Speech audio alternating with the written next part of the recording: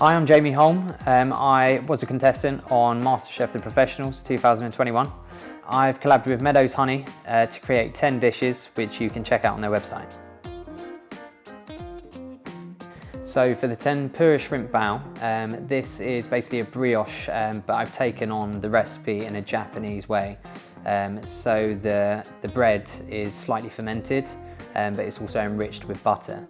This is matched with a tempura shrimp just for the texture. And then to this I've used honey and sesame mayo, which is also Japanese. This is called a goma dressing in Japan. These two work really well with honey because they're sweet but delicate in flavour.